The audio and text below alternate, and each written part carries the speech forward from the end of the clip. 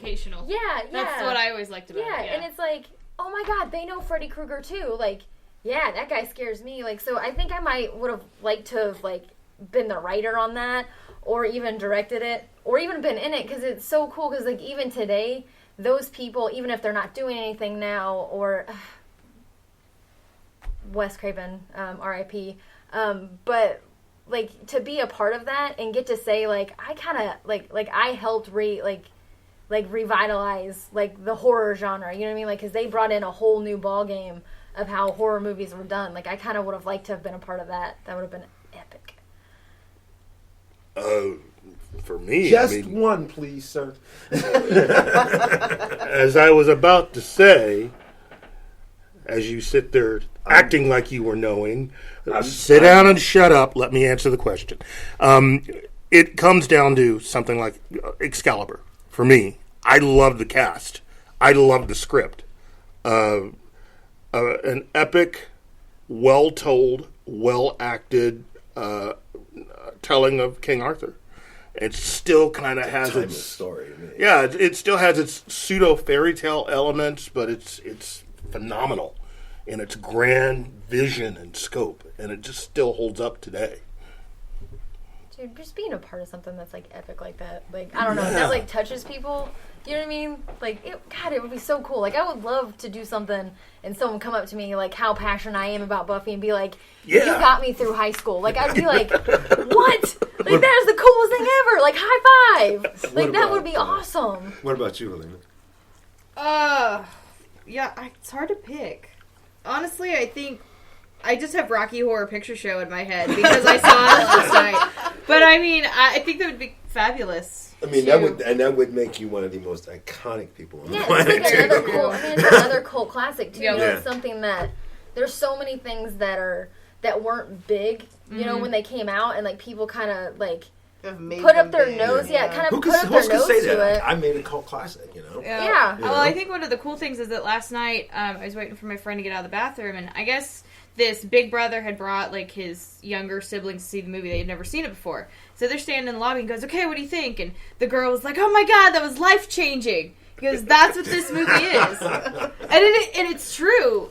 And I read an interview on Tim Curry once that said that's what that movie allowed people to see, is that it was okay to express yourself and kind of figure out who your identity is and your sexuality and things like that. And it's okay to be different. Embrace it. And I think that's what made it a cult classic, not just the flamboyancy of it.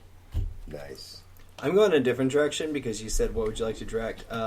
First answer in my mind is the Captain America film. Because, for one thing, that movie was Nerf. And I just have a post on my film review site that is how they could have fixed it. And I think that if they'd taken Captain America and Inglourious Bastards and just married that, and I want to direct that film.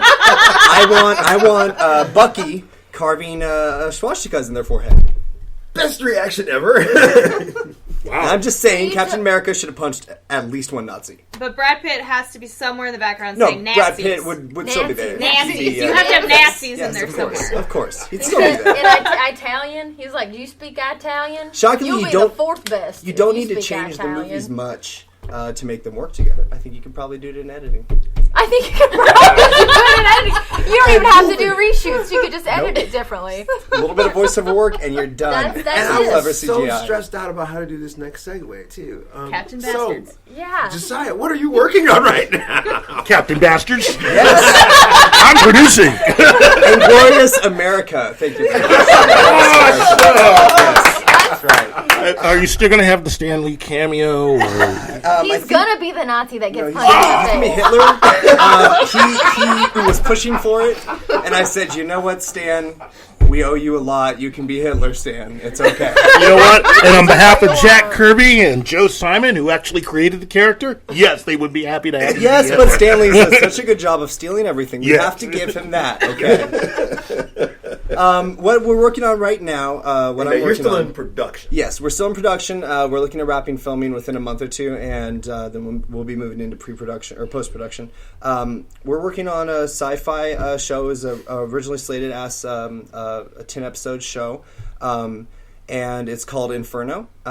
It's the first chapter in a series of shows and comic books that I'm doing in like a whole sci-fi world. This one is about a young man who's a ship hacker, and he stumbles onto some information he shouldn't have, ends up in prison, ends up in a program where they wipe prisoners' memories, similar to lobotomy, but a little bit more high-tech. And so he's in these group therapy sessions with everyone that's about to go through this treatment, and ends up finding a way to get out by recruiting the leader of the group therapy sessions, this reverend who works for the station. So it's just the story about the breakout, but it's really more of like a character drama exploring a lot of these different people who are being faced with the concept of, we're about to go through this procedure where we're about to lose all of our memories, all of our emotions, stuff like that. And it's a lot of exploring those, and then you kind of have the escape going on in the background. So Sounds like Demolition Man combined with Dollhouse. I've not watched Demolition Man. Or Dollhouse. Sorry. Or Dollhouse. I started Dollhouse and it was good, and I think it got taken off Netflix or something. I don't remember. Dude, that sounds pretty sweet, though. Thanks. I appreciate it. We're very happy with the script. Very, That does very sound happy. good. We have a lot of great people on, a lot of people that you guys know, actually. Yeah. I don't know if you guys know Alan Cook, but he was a I've writer heard that for us. name. Yeah. He just does a don't lot know. of the Firefly on stage Oh, adaptations okay. with Harvest Moon, stuff like that. Nice. They do a really good job.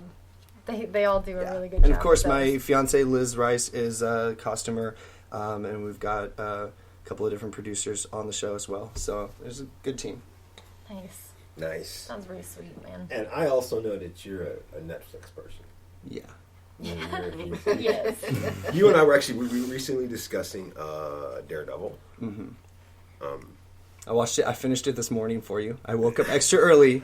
I had to be at work for the breakfast shift, and I woke up extra early to finish it for you today. I've been warning him for a week. You better have this done. By the And I've been time. so busy, and I'm like, no, Hawk needs this one thing. He just needs this one He's thing. asking And one he's thing asking from me to me. binge watch a show that I was already going to watch. Like, I can probably do And it. actually, literally, I finished it because of everything else. I finished it last night myself. Really? Okay. There you go. And so I got to ask, have you ever contemplated doing anything as interesting as what they did in that series? Because to me, they were all over the place. Up and down, and in a couple of places you're hating the lead character.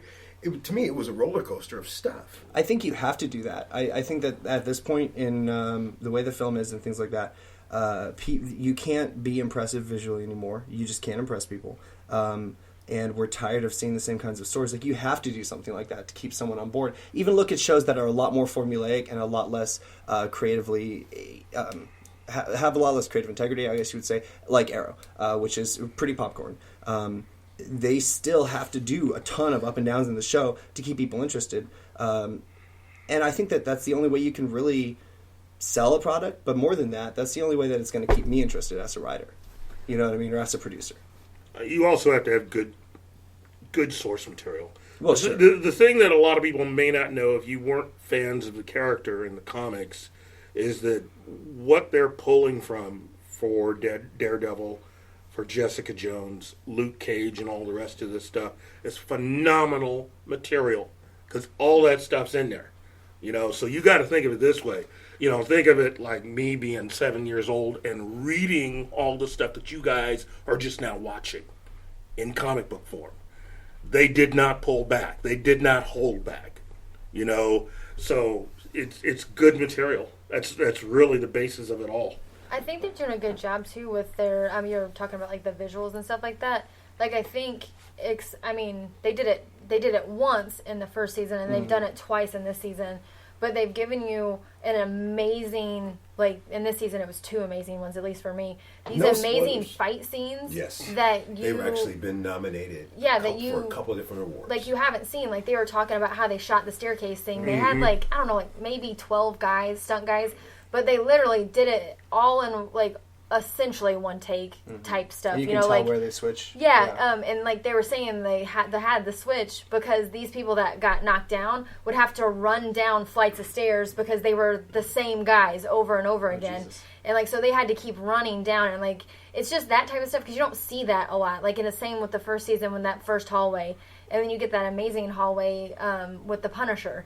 You know, you get his amazing hallway scene, and it's just like that stuff is so cool. And I think if they keep doing stuff like that, you know, because it's like people get sick of the same fighting scenes, but like when you do neat things like that, I think that helps as well. I agree with you, but I also want to challenge you with something on that. Is that I think that that is already becoming fatiguing. To be perfectly honest, like in that first season, it was so powerful because it was this thing we'd never seen before, and there's still incredibly powerful scenes.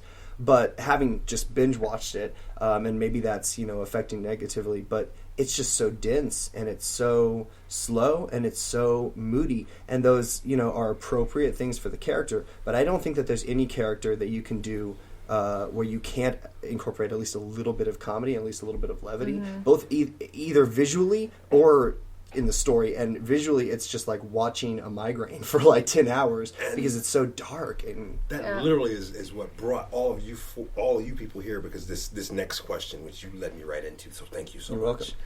As filmmakers, does that hinder the movies that you watch? Does that mess you up? Just what? Being a filmmaker and knowing all the things you know, does it interfere with being a film, going to see a movie? Yes. Oh yeah. I didn't even get to point at nobody or say nothing. Yep. Yep. Is it? I mean, is it? It's what really drives me insane about a show. Again, I'm sorry, like Supergirl.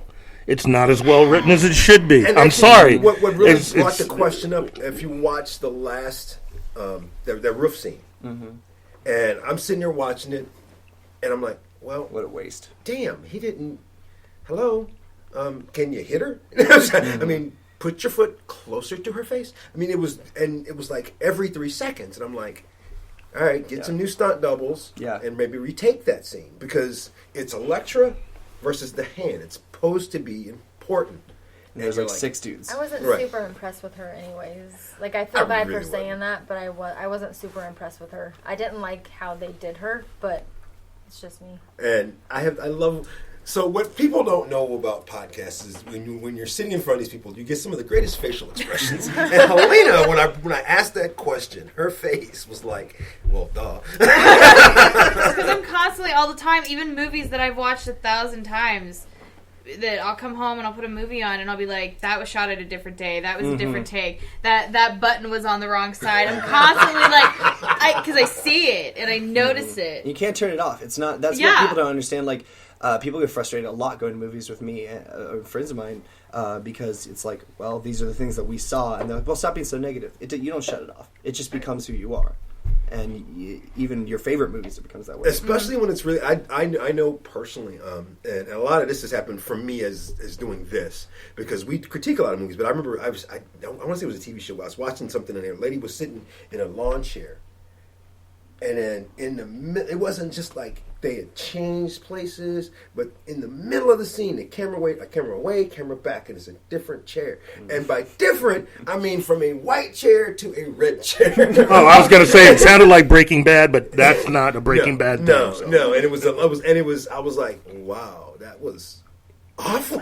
Right. If I'm in the theater, it doesn't bother me. Like, No. it's really weird. Like, That's if I'm in the theater, like, weird. Was that at the Comic Cave? We just talked about this today again at the Comic Cave. I do a lot of visiting there just to hang out. Comic Cave, comiccave.com. Yeah, they're great. I love talking with them. But like, if I'm in the theater, because it's like such an experience, like, because there's the sound, it's big, and there's the noises, and you're in a dark room and you're with a bunch of people, like that type of stuff I can do better. When I'm at home, that's when I have the problem, is when I'm at home. Like, because when I'm at home, like, I find that it's harder to, because with my boyfriend, there's lots of times where I was like, well, I wouldn't have done that shot that way, or like, I would have done it this way. Like, even when we were at home watching, I didn't even think about it when I was watching the Civil War trailer with the Spider-Man shot in the theater. When I was watching Batman vs Superman, I wasn't thinking this thought at all. But when I watched it at home, the first thing I thought was, wow, I really wouldn't have shown Spider-Man. I would have left it, because everybody knows it's going to happen, and me personally, I would have been like, we're not showing him. until like the first time you're gonna see him is in the movie. Like, so when I'm at home, like that's what I usually do, or like from writing stuff, or like I wouldn't have had him say that line like that, or Okay, I wouldn't she's have rewriting the had scripts that now line. too. No, that's not. But I mean, Yeah. I write, so there's things like when you're writing, and even my stuff, like lots of my stuff, when I'm writing, I'm like, when I'm writing it, I'm like, sounds awesome. And then you hear it out loud, and you're just like, wow. Yeah.